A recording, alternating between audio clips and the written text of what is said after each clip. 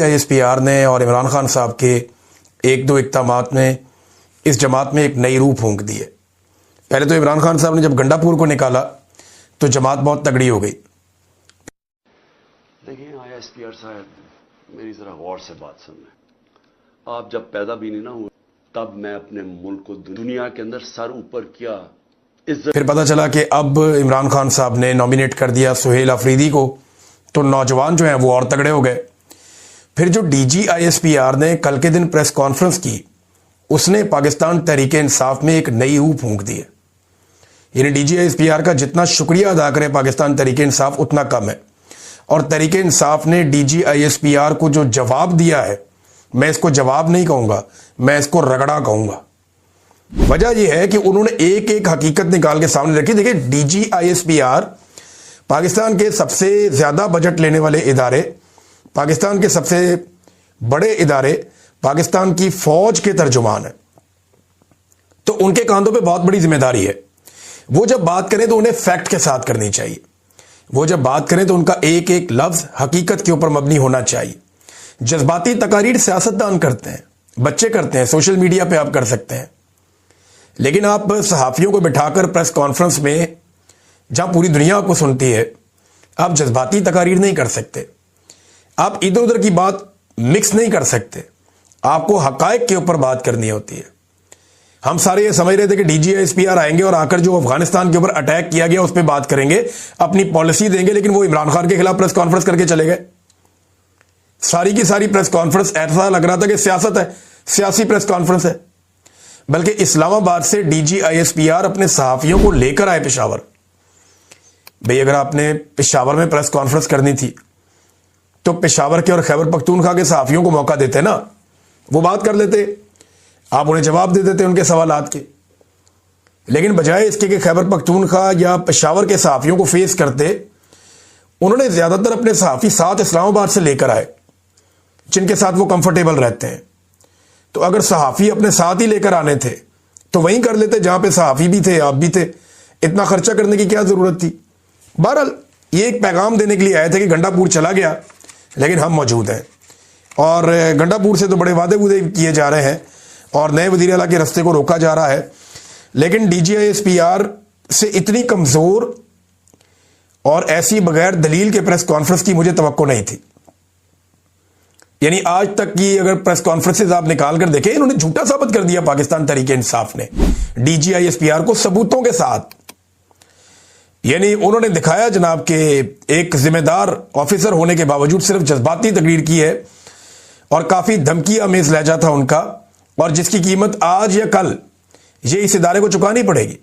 जबकि PTI ने एक एक अखबारी तराशा, वुज़रा के बयानात, जो PDM के बयानात हैं वो सारे, इमरान खान साहब के बयानात, जनरल बाजवा के बयानात और तारीखी वाकयात की अखबारी रिपोर्टिंग्स निकाल निकाल कर, हाईलाइटर लगा लगा के उन्होंने साबित किया कि DG साहब आप झूठ बोल रहे हैं। इतने बड़े इदारे के तर्जुमान की जानिब से इतनी सतही और कमजोर और बगैर दलील और सबूत के बात करने की मुझे बिल्कुल तवक्को नहीं थी। अब मैं कुछ चीजें आपके सामने रखता हूं। DG ISPR का एक बयान है, हमें वो सूबाई हुकूमत कबूल नहीं जो दहशतगर्दी के खिलाफ ऑपरेशन में हमायत ना करे। हमें वो सूबाई हुकूमत कबूल नहीं। क्यों जी? आप कौन है? आप एक सरकारी ऑफिसर हैं। अवाम के पैसों से आपको तनख्वाह मिलती है जिससे आपका घर चलता है। आप रिटायर हो जाएंगे, एक और सरकारी ऑफिसर आ जाएगा। यह मुल्क पाकिस्तानियों का है, 25 करोड़ लोगों का है। वो फैसला करेंगे कि इस मुल्क की पॉलिसी कौन बनाएगा, और वो अपना फैसला वोट के जरिए से करके जिसको लेकर आएंगे वो पॉलिसी बनाएगा। अब ऑपरेशन की हमायत करे या मुखालफत करे, यह हक हासिल है पॉलिटिकल गवर्नमेंट को, सियासी जमातों को, सियासी हुकूमतों को। यह हक हासिल है कि वो जो पॉलिसी चाहे वो बनाए। किसी इदारे को पॉलिसी बनाने का हक हासिल नहीं है, वो बना नहीं सकते। और आपसे कबूलियत मांगी किसने है? यानी इससे फर्क क्या पड़ता है? आपके टोटल इदारे के सारे वोट भी इकट्ठे कर लें, 5-7 लाख वोट है, और वो सारे के सारे इमरान खान को पढ़ते हैं। अभी तो फौज के अंदर सर्वे करवाकर देख लें, 90% फौजी इमरान खान के साथ खड़े हैं। उन्हें पता है कि उनके साथ मिलिट्री एस्टेब्लिशमेंट ज्यादती कर रही है। तो उन्होंने कहा जी हमें वो सूबाई हुकूमत कबूल नहीं। आप जुर्रत चेक करें, आप दिलेरी चेक करें आपके, हमें कबूल नहीं है। ये तो कभी आमरों ने ऐसी बातें नहीं की। डिक्टेटरों ने ऐसी बातें नहीं की जैसी DGISPR करके चले गए कि हमें वो सूबाई हुकूमत कबूल नहीं है। भैया आपका हैसियत क्या है आपकी? आप कैसे कह सकते हैं कबूल है या नहीं है? आप नहीं कर सकते इस पे बात। जो दहशतगर्दी के खिलाफ ऑपरेशन में हमायत ना करे, भाई उनकी मर्जी है वो करें हमायत या ना करें। वो मुखालफत करना चाहें तो मुखालफत भी कर सकते हैं, उनकी अपनी पॉलिटिकल राय है। आप उससे इत्तफाक करें, इख्तलाफ करें, लेकिन आपको करना वही पड़ेगा जो आपको पॉलिटिकल गवर्नमेंट कहेगी। और इमरान खान की राय जो है वो पाकिस्तान का वज़ीर आज़म है, एक्चुअली तो वो है जिसको सारे लोगों ने वोट डाला। ये तो आपने छीन लिया, जाली फॉर्म 47 देकर उससे उसका आपने हक छीना। बहरहाल ये एक सबूत के तौर पे ये बयान हमेशा मौजूद रहेगा और ये हॉन्ट करता रहेगा ये बयान पाकिस्तान की फौज को। ये मेरी बात आप आज लिख कर रख लें।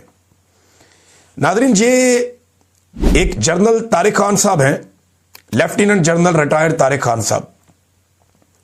उन्होंने भी स्टेटमेंट देते हुए कैटेगोरिकली कहा कि इंटेलिजेंस एजेंसियां जो है पाकिस्तान की, वो वापस लेकर आए तालिबान को, TTP को।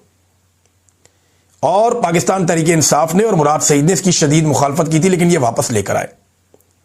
ये बात एक रिटायर्ड लेफ्टिनेंट जनरल कह रहा है और बाकी भी कह रहे हैं।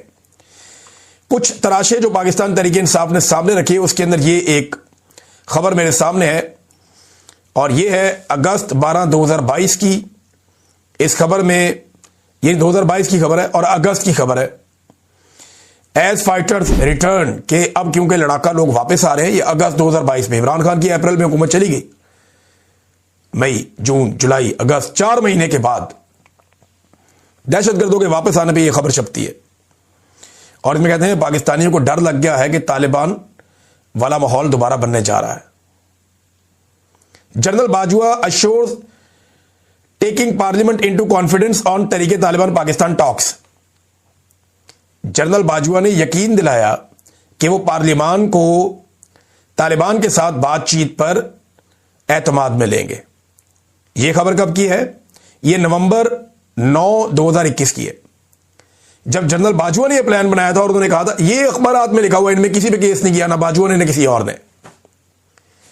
और फिर एक और खबर, राणा सनाउल्लाह का स्टेटमेंट, और ये एक नहीं बहुत सारे स्टेटमेंट है। राणा सनाउल्लाह का स्टेटमेंट है, इसके अंदर मरियम औरंगजेब का स्टेटमेंट है, इसके अंदर जरदारी साहब के हवाले से भी एक स्टेटमेंट है, इसके अंदर जो मिलिट्री एस्टेब्लिशमेंट है या DGISPR है उनका एक प्रेस रिलीज भी है इसी के अंदर।